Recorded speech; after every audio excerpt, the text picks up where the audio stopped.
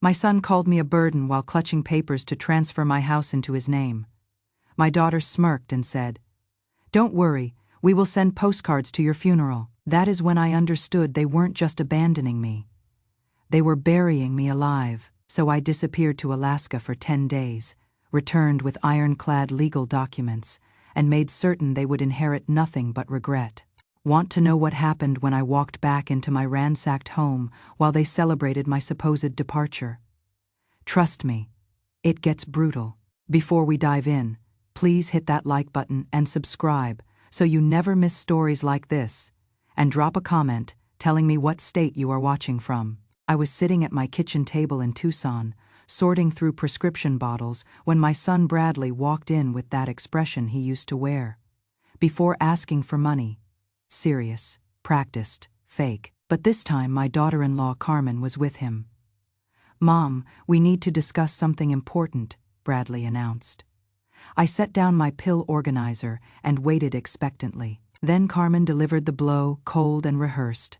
"We believe it is time you considered senior living. You are struggling more than you realize." I stared at them, bewildered. Struggling with what? I drive myself to appointments, manage my diabetes perfectly, keep this house spotless. But they would already rehearsed their responses. "You forgot to take your insulin twice last month," Bradley stated flatly. "You have been repeating the same stories about Dad and watching those old shows on repeat." I felt heat rise in my cheeks. Repeating stories means I need a nursing home. Watching classic movies makes me incompetent. Then I noticed Carmen glancing toward the hallway and something clicked. "You have already looked at places, haven't you?" Bradley shifted uncomfortably.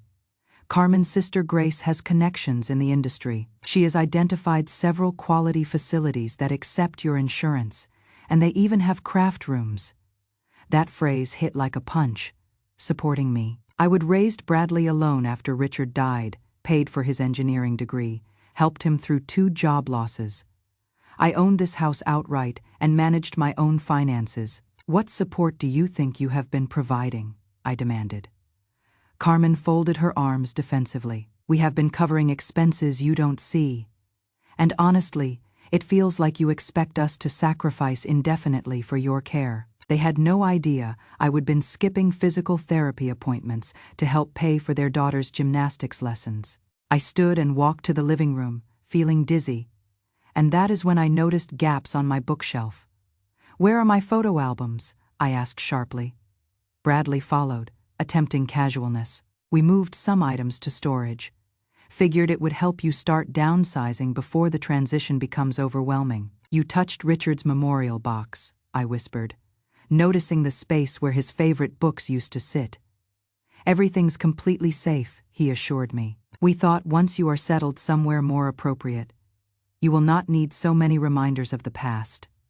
The rage that hit me was sudden and white-hot. "This isn't about my care. This is about Grace. She has been poisoning your minds, hasn't she?" They exchanged glances, confirming my suspicion. Without a word, I walked past them into the garage, needing space to think. Among Richard's stored belongings, I found a brochure from 1995, an Alaska cruise line we would dreamed about, but never could afford. He would died before we could even make reservations. Behind Richard's old papers, I found something that changed everything. A manila envelope, marked legal documents, original copy in his handwriting. Inside was Richard's actual will, not the version Grace had updated after his funeral. This document listed me as sole owner of everything.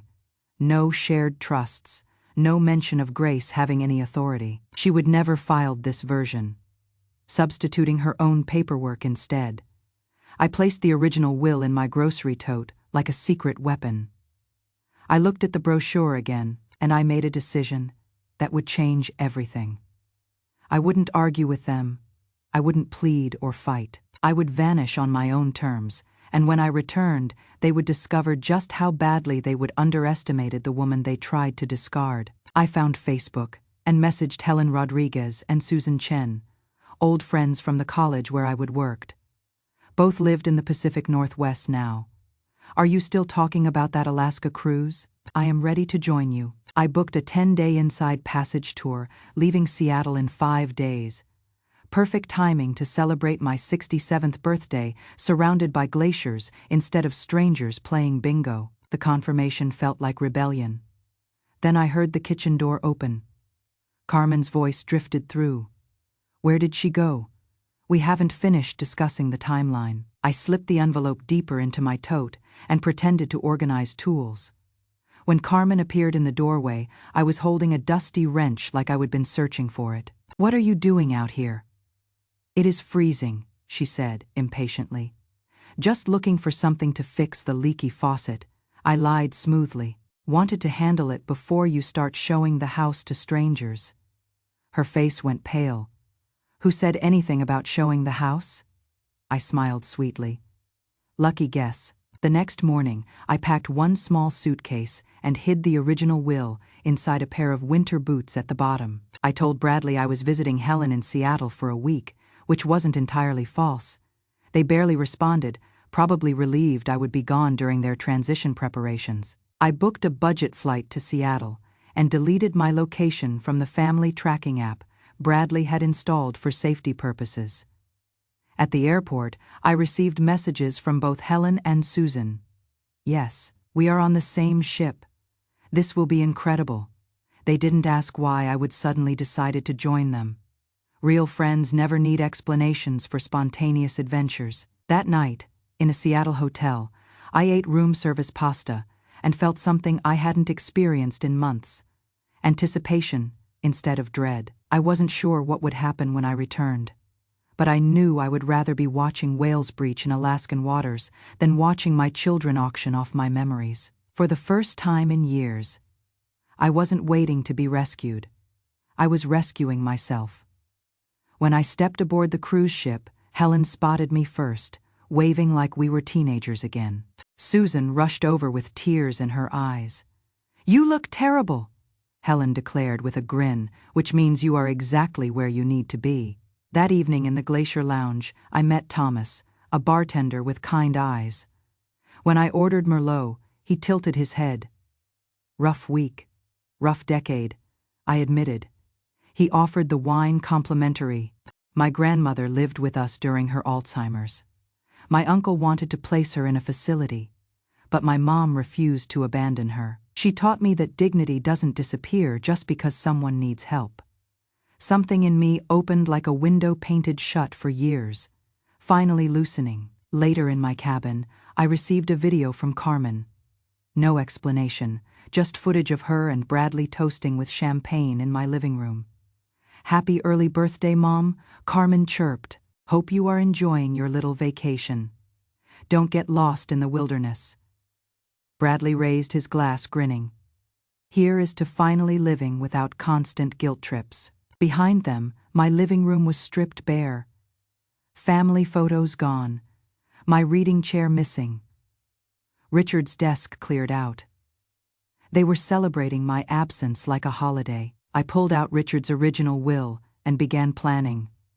I needed a lawyer, witnesses, documentation. This cruise wasn't just escape anymore. It was my war room. The next morning dawned crisp and bright, with the ship cutting through water so blue it looked artificial. I hadn't slept much after watching that video from Bradley and Carmen. I woke before the breakfast service opened and took a solitary walk on the upper deck, letting the wind reorganize my thoughts, while Alaska's coastline emerged from morning mist like a promise. After grabbing coffee and a blueberry muffin, I found myself back in the Glacier Lounge. That is when I noticed her silver hair in a perfect bob. Navy blazer, definitely not a typical cruise passenger.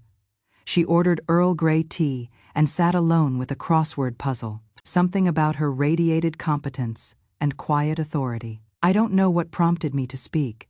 Maybe the silence felt too heavy, but I leaned toward her table and said, "I never realized how many different words mean betrayal until this week." She raised an eyebrow and considered me carefully.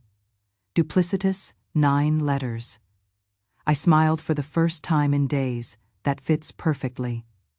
We began talking. Her name was Dorothy Pierce, a retired family law attorney from Phoenix who had specialized in elder law and inheritance disputes for 30 years before her husband passed 2 years ago. She was traveling alone, just like me when I mentioned that Bradley was pressuring me into assisted living against my will. She didn't seem surprised. "Let me guess," she said calmly. "They claim you are confused, maybe forgetting medications, emotionally unstable." "Exactly," I said. "And they have been removing my belongings without permission. Is there a relative involved? Someone with legal connections? Perhaps a history of resentment about your assets?" My stomach dropped. "My sister-in-law, Grace. She has been bitter since Richard died and left everything to me." Dorothy sipped her tea thoughtfully. Classic pattern. Elder coercion combined with inheritance manipulation usually involves forged power of attorney documents or fraudulent trust modifications. "Do you still have your husband's original will?" I stared at her like she would read my mind. "I found it yesterday in storage, hidden behind tax papers." She leaned forward intently. "Have you checked your property records recently? If Grace filed alternative paperwork, she could be building a legal case that you have already transferred authority to family members." I hadn't even considered that possibility. "They listed my house on real estate websites while I was flying here." I admitted. Dorothy whistled softly. "Then you are operating on borrowed time. They might have used forged power of attorney documents to initiate property transfer. Do you have someone local who can check public records while you are here?" I thought of Mrs. Chen, my neighbor of 15 years. Maybe my neighbor could help, but I don't know what she would need to find. "Give me her number," Dorothy said decisively. "I will walk her through exactly what to search for online. If Grace filed fraudulent documents, they will be in the public record." I hesitated, then handed over my phone. Dorothy called Mrs. Chen, explained the situation with professional clarity, and within minutes had her navigating the county recorder's website. 20 minutes later, we had screenshots that confirmed my worst fears. Grace's name appeared as a trustee on property documents I would never signed, never seen, never authorized. Not as owner, but as guardian trustee, which meant she would filed legal papers claiming I was mentally incompetent and required oversight. My throat went completely dry. "She has no legal right to do this." Dorothy's expression remained calm but grim. "Of course she doesn't. But legal rights don't matter when the paperwork appears legitimate. You need to file a new will immediately. One that explicitly states your mental competence, overrides any previous documents, and clearly explains your family situation." "Can we do that from here?" I asked desperately. She smiled for the first time. "I never travel without my notary seal. You would be amazed how many people try to update their estates while on vacation." That afternoon, in Dorothy's spacious stateroom, with Helen and Susan serving as witnesses and Thomas stopping by to provide additional witness signatures, I recorded a comprehensive video statement explaining everything. What Bradley and Carmen had done, how Grace had manipulated them, how I was cutting them from my inheritance, not from spite, but to protect what Richard and I had built from further theft. I signed the new will with steady hands and clear intentions. Dorothy handed me a USB drive containing the video and said, "Keep this secure. When you return home, don't reveal anything to them. Let them continue thinking you are confused and helpless. Then destroy their assumptions with documented evidence." The fourth day of the cruise started with whale watching from the observation deck, but I could barely focus on the magnificent creatures breaching near our ship. My mind was consumed with what I would find when I returned to Tucson. My phone had been buzzing constantly with updates from Mrs. Chen, and none of them were encouraging. I would been standing at the railing with my untouched coffee when my phone vibrated again. Instead of another message from my neighbor, I saw a notification from a real estate app I would never downloaded. Someone had installed it on my phone and set up alerts for my address. I opened the notification and felt my world tilt. A new listing had appeared overnight. My house, my actual home. The photos showed my living room completely emptied. my kitchen stripped of personal items, even my bedroom closet standing bare and hollow. But it wasn't just empty, it was staged. Someone had brought in generic furniture, neutral artwork, and impersonal decorations. They would turn my home into a showroom, erasing every trace of the life Richard and I had built there. The listing description made my hands shake. Motivated sellers. Estate sale. Must see. Priced for quick sale. My name appeared nowhere in the contact information. Just a realtor I would never heard of, and Grace's phone number listed as the family representative. I immediately called Mrs. Chen, who answered on the first ring, clearly expecting my call. "Deborah, I was about to message you again. There were people at your house this morning. Your son and a woman I didn't recognize were measuring rooms and taking pictures. What did they tell you?" I asked, trying to keep my voice steady. The woman said they were preparing for estate transition. She made it sound like you were already gone, or soon would be. I immediately sent the listing screenshots to Dorothy, Helen, and Susan, then texted Thomas separately. I didn't know why I included him. I just needed someone with a steady voice to tell me I wasn't losing my mind. Thomas replied within minutes. "This isn't grief or confusion. This is theft. You are going to stop them." Dorothy called me an hour later. "This goes beyond manipulation now. They are committing real estate fraud. If your name is still on the deed, which it is, any attempt to sell without your consent constitutes criminal activity. They have completely erased me from my own house," I said, staring at the listing photos again. "Changed the locks, staged it with furniture I have never seen, marketed it like I am already dead." "Perfect," Dorothy said, her voice calm and strategic. "Let them believe you are. We will document every illegal action they take while you are gone. The more brazen they become, the stronger our case becomes." That evening, the ship hosted a formal dinner celebrating milestone birthdays, and I stood between Helen and Susan in a dress I would borrowed since I would pack so hastily. When they announced my 67th birthday and brought out a cake, I smiled for the cameras and accepted congratulations from strangers, but inside, I was already back in Tucson, already standing in my violated home, already watching Bradley's face when he realized I would never been as helpless as he would assumed. Later, alone in my cabin, I made 3 copies of the will documents and stored them in different locations in my luggage. Then I deleted the real estate app from my phone and turned off all location services. They wanted me to disappear, but I was coming home, and when I did, I would teach them the difference between a vulnerable elderly woman and a woman who had simply been underestimated. The ship docked in Seattle on a gray Tuesday morning that felt heavier than it should have. I would been awake since 5, watching the city emerge from pre-dawn darkness, while replaying every conversation, every document, every piece of evidence Dorothy and I had assembled. Helen and Susan hugged me goodbye at the terminal, with promises to visit Tucson soon. But their eyes held worry they tried to hide. Dorothy handed me her business card, along with a sealed envelope, emergency contact numbers for 3 attorneys in Arizona who specialize in elder fraud. "And remember, document everything when you get home. Let them reveal how far they have gone before you reveal what you know." The flight back to Tucson felt endless. I spent most of it staring out the small window, mentally preparing for what I would find when I opened my front door. When I finally turned onto my street, I almost didn't recognize my own house. The desert landscaping Richard and I had carefully cultivated looked pristine and generic. A sold sticker had been placed over the real estate sign, and my driveway was empty, except for a single car I didn't recognize. I used my key at the front door, but it didn't work. They would change the locks. I stood there for a moment, holding my suitcase and feeling like a stranger locked out of my own life. Then I remembered the spare key hidden under the fake rock near the back patio, a hiding spot so obvious that Richard and I had always joked about it. The back door opened, and I stepped into my own home like a trespasser.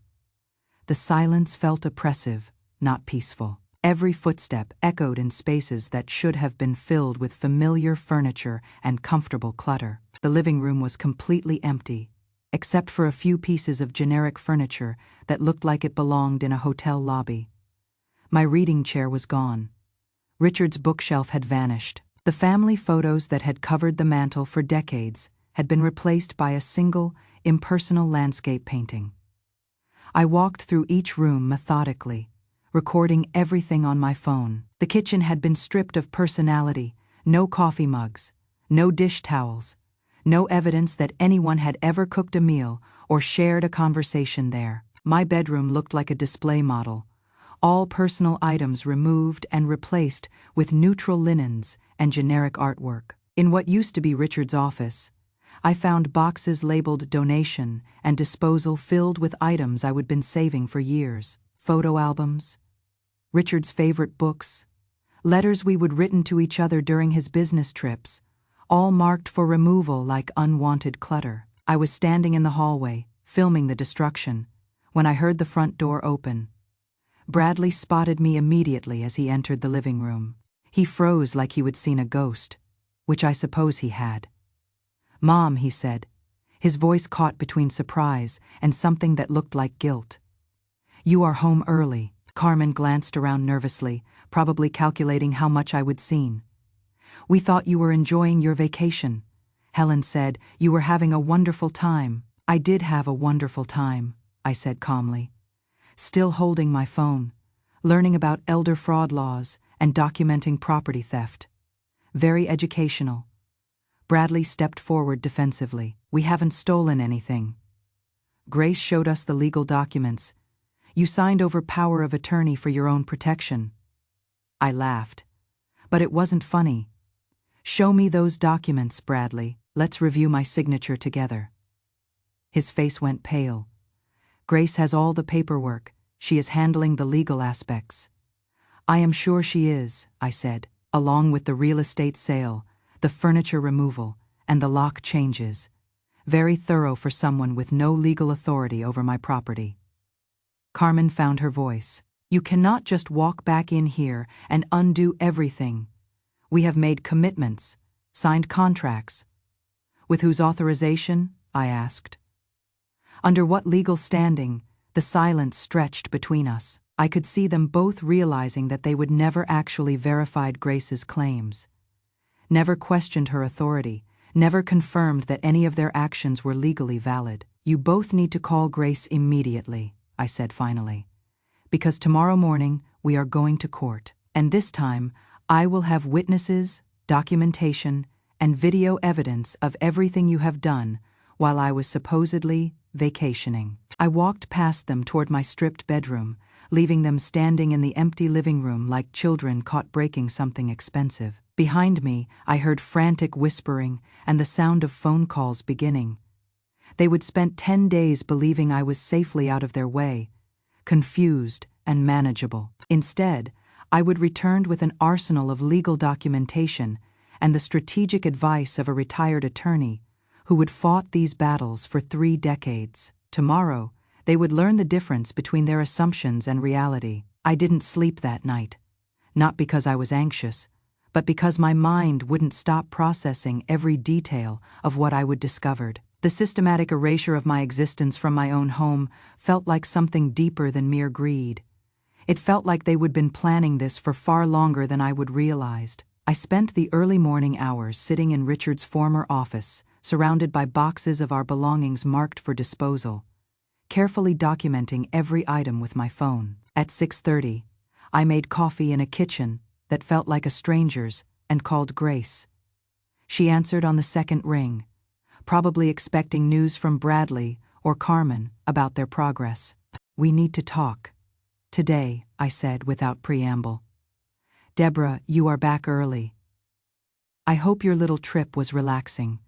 Her tone carried that familiar condescension, like she was humoring a confused child. "Very productive, actually. I will be home all morning." "Fine. I will stop by after lunch to help you understand the arrangements we have finalized." No apology, no acknowledgement of overstepping boundaries, just the assumption that she was still controlling the situation. Around noon, I changed into the navy blue dress I would worn to Richard's funeral. Something about it always made me feel grounded, and arranged copies of everything Dorothy and I had prepared on my kitchen table. The original will, Dorothy's notarized statements, screenshots of the illegal house listing. When Grace arrived, she didn't knock, just walked in like she would been doing since Richard died. She surveyed the empty living room with satisfaction. "Well," she said, "you certainly see how much more spacious everything looks without all that clutter." I remained seated. "Grace, sit down. We are going to discuss your forgery." She raised an eyebrow, but sat across from me. "I am sorry, the power of attorney documents you filed claiming I was mentally incompetent, the trust paperwork giving you guardianship authority, the property transfer forms you submitted without my knowledge or consent." Her expression didn't change, but something flickered in her eyes. "I have no idea what you are talking about. I have simply been helping Bradley and Carmen understand their options for your care. By filing fraudulent legal documents and authorizing the sale of my home." She leaned back in her chair. "Deborah, I think your little adventure has left you more confused than usual. Perhaps we should call Dr. Martinez to evaluate your current mental state." I slid the first document across the table, Richard's original will. "This is the document Richard actually signed, not the modified version you submitted to the court." Grace glanced at it but didn't touch it. "I have no idea where you found that, but wills can be updated multiple times. People change their minds. People can. Dead people cannot." I placed the notarized statement from Dorothy next to the will. "This is a legal affidavit from a retired family law attorney, confirming that I was completely lucid when I revoked any previous powers of attorney and updated my estate planning." For the first time, Grace looked uncertain. "You cannot just undo legal arrangements because you are having an emotional reaction." "Actually, I can." I showed her the screenshots of the house listing, especially when those arrangements involve selling my property without my consent, which constitutes real estate fraud in Arizona. Grace studied the images, and I watched her realize how many laws she would encourage Bradley and Carmen to break. They were simply preparing for your inevitable transition. "My transition to what? You have had me declared mentally incompetent, moved my belongings, changed my locks, and listed my home for sale. Exactly what transition did you think I was making?" She stood up abruptly. "You are clearly having some kind of breakdown. This paranoid thinking is exactly why family intervention was necessary. Sit down, Grace." My voice carried an authority I hadn't used since my principal days. "We are not finished." She remained standing, but didn't leave. I pulled out my phone and showed her something that made her face go completely white. A video recording of our entire conversation. "You have been recording me?" she whispered. "This entire time, and yesterday I recorded every room of my house documenting what you allowed them to do. And last week, I recorded a detailed statement explaining how you manipulated Bradley and Carmen into believing they had legal authority to steal my home." Grace sank back into her chair like she had been deflated. "You cannot use secret recordings. Arizona is a one-party consent state. I can record any conversation I am part of. And tomorrow, when I file criminal fraud charges, these recordings will be evidence." For the first time in the 15 years I would known her, Grace looked scared instead of smug. "What do you want?" "I want you to call the realtor immediately and withdraw the listing. I want you to retrieve my belongings from wherever you have stored them, and I want you to file legal documents withdrawing any power of attorney claims you made." "And if I refuse?"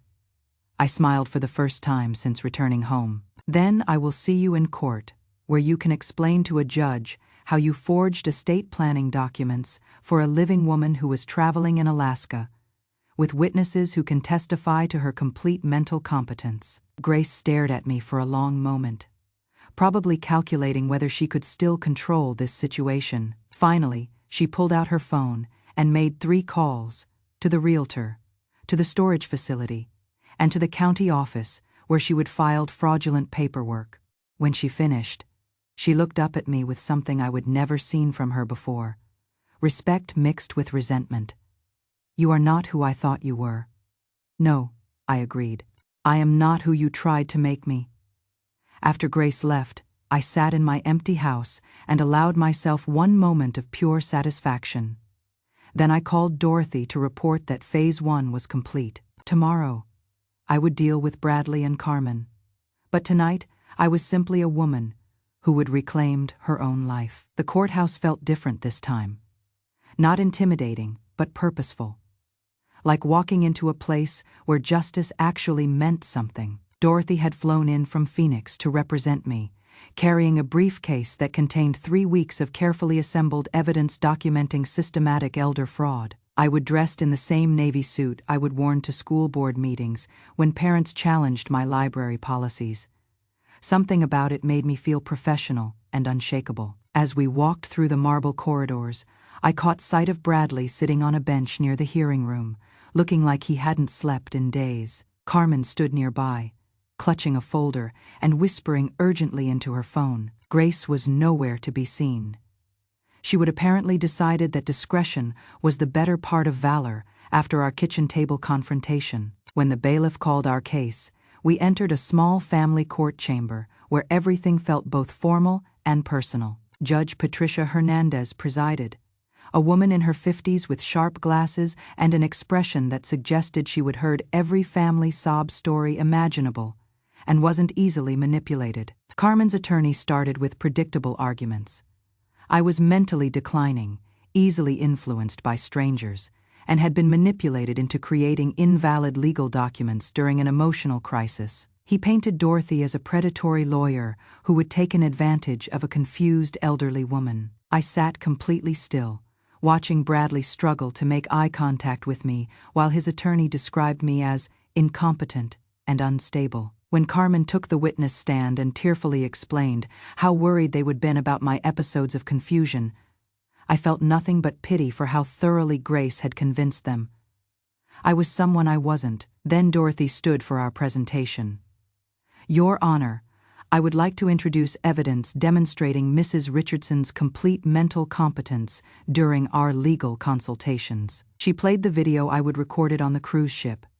There I was on screen, speaking clearly and methodically, explaining every name, every relationship, every incident of theft and manipulation. When the recording reached my statement, I am doing this not from anger, but to protect what my husband and I built from further exploitation, I saw Bradley wipe his eyes.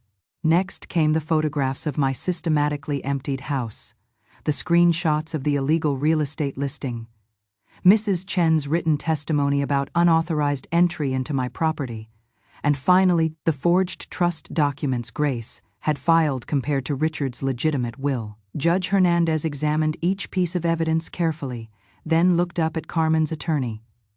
Do you have any documentation supporting your client's claimed power of attorney? He stammered through an explanation about Grace handling the paperwork, about verbal agreements and family understandings. The judge's expression grew increasingly skeptical. So you are telling me that these defendants sold an elderly woman's home, changed her locks, and removed her personal belongings based on informal family discussions, without verified legal authorization? Your Honor, they believed what they believed is irrelevant. Judge Hernandez interrupted. What matters is what they did. Judge Hernandez delivered her ruling without hesitation. The court finds the updated will valid and binding. All previous powers of attorney are hereby revoked. Control of the estate returns exclusively to Mrs. Richardson, effective immediately. I am also referring this case for investigation of potential elder abuse and fraud. The gavel came down with finality. Carmen gasped like she had been slapped. Bradley buried his face in his hands. Dorothy squeezed my arm gently. Outside the courthouse, Bradley approached me hesitantly, his eyes red and defeated. Mom, I didn't know about the forged documents. I thought Grace had legal authority. You thought what you wanted to think, I replied. You assumed I was too confused to manage my own life because it made your decisions easier. He didn't argue, what happens now? Now you learn to live with the consequences of treating your mother like an inheritance instead of a person. I turned and walked toward Dorothy's rental car, leaving Bradley standing on the courthouse steps. That evening, I sat in my reclaimed living room, still mostly empty, but mine again, and lit the candle Richard had given me for our last anniversary together. My phone buzzed with a text from Helen. "How did it go?" I replied. "Justice served, starting over now. Tomorrow I would decide what came next. Tonight I was simply a woman who had fought for her own dignity, and won." 6 weeks after the court ruling, I sat in my living room surrounded by boxes labeled Keep, Donate, and New Memories. I wasn't trying to recreate the house I would lost. Instead, I was building something that felt like moving forward rather than looking backward. Bradley had sent 2 letters since the hearing, actual handwritten notes delivered to my mailbox. The first had been mostly apologies and explanations about how Grace had convinced him I was deteriorating. The second included a phone number and a single sentence. "If you ever want to talk, I will listen this time." I hadn't called yet, but I would kept the letters. Forgiveness felt less important than understanding. And understanding took time I wasn't ready to invest. Carmen hadn't contacted me at all, which didn't surprise me. She would been Grace's primary ally in the campaign to relocate me, and admitting error would require confronting how easily she would believed I was expendable. Some people couldn't survive that kind of self-examination. What did surprise me was the letter from Grace, delivered by her attorney rather than personally. It contained a formal apology, acknowledgement of legal wrongdoing, and agreement to pay restitution for property damage and legal fees. No excuses, no attempts to justify her actions, just acceptance of consequences. Perhaps facing criminal fraud charges had clarified her priorities.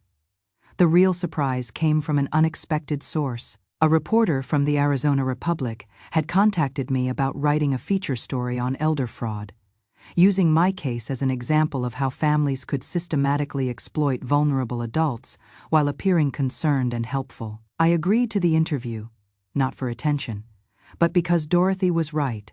My story could help other people recognize warning signs before they lost everything. The article generated responses from dozens of seniors who would experienced similar betrayals. Some had fought back successfully.